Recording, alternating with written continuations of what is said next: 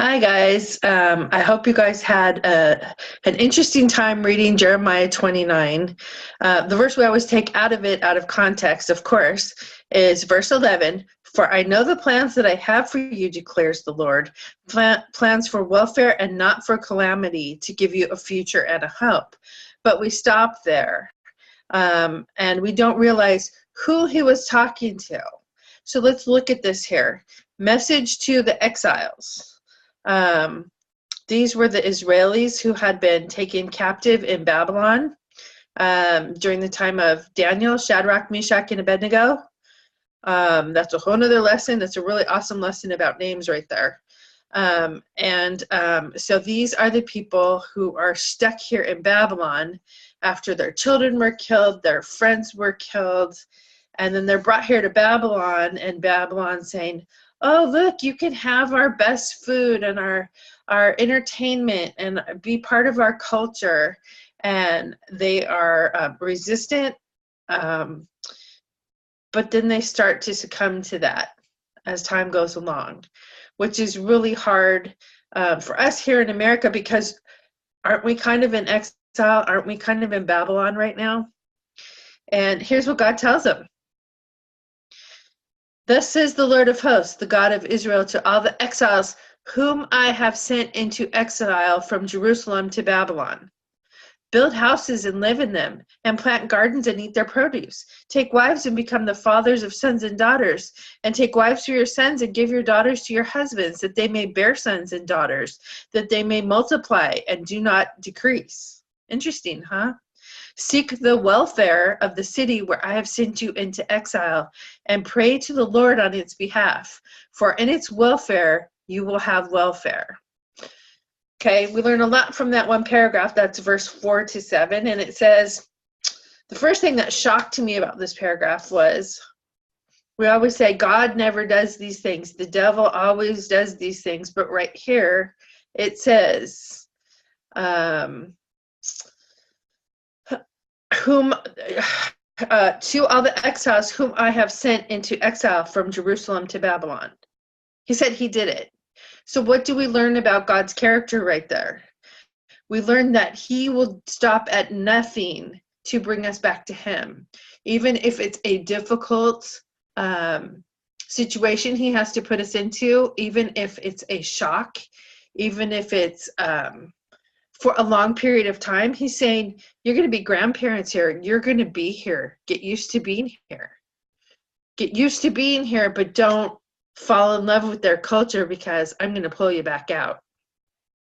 And in the meantime, seek the welfare of the city where I have sent you into exile, and pray to the Lord on its behalf, for in its welfare you will have welfare.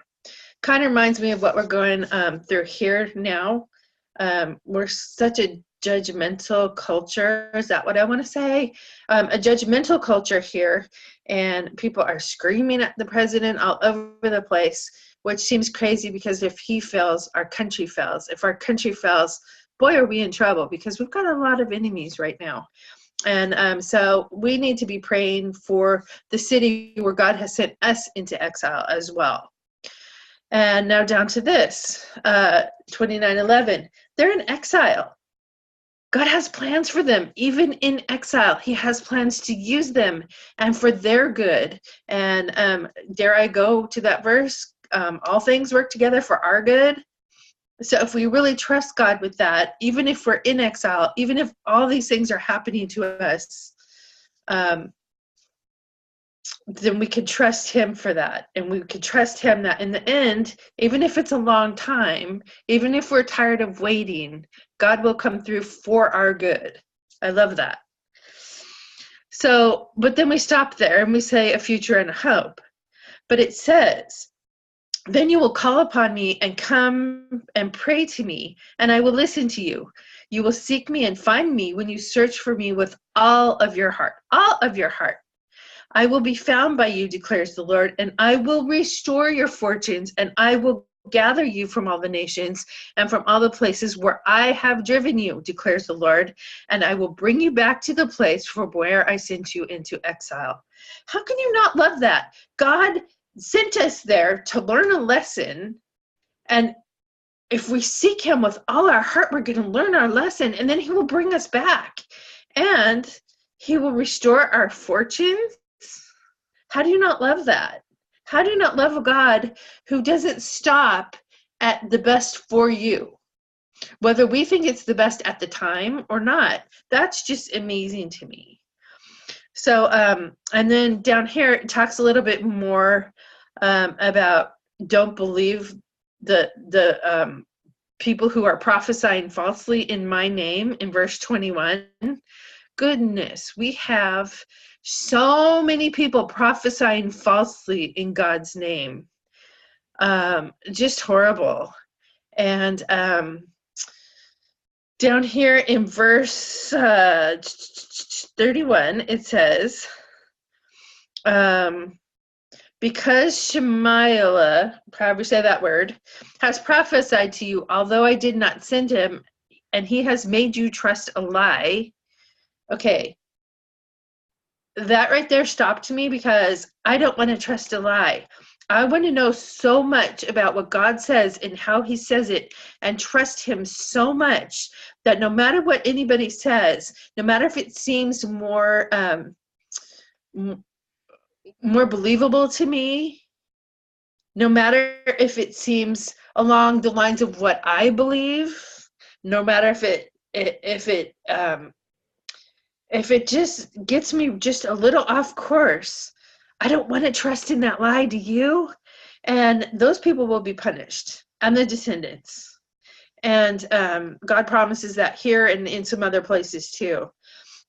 But this is another reason that we need to be reading things in context to know why they were said, to who they were said, and to understand that maybe it's God who wants our best. So some of these situations come up, and they're going to come up whether you have God or not.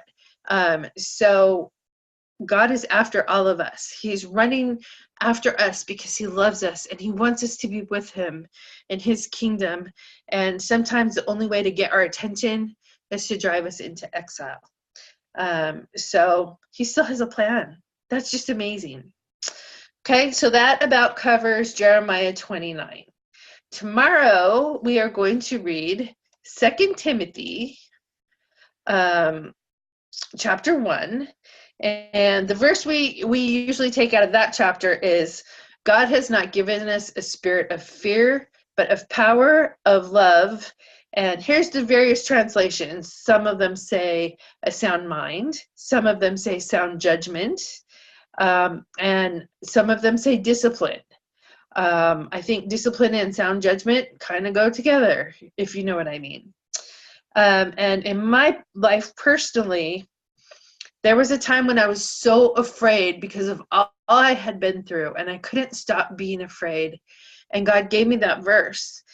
And when I first memorized it, I would have to say it to myself probably every other minute, and then every 5 minutes, and then every 10 minutes, and let the truth wash over me so I could feel like things were going to be okay. And as I went along and said this and repeated it, the time grew farther and farther apart, and I grew more confident that God had my best interest at heart. And so tomorrow we're going to read 2 Timothy 1, and we're going to see what that chapter has to say to us. Go in the Facebook group and let me know if you studied today, and if you had anything interesting that maybe I didn't cover in the verse, because I'd love to hear what you all have to say. Thank you so much, and I look forward to seeing you next time. Bye.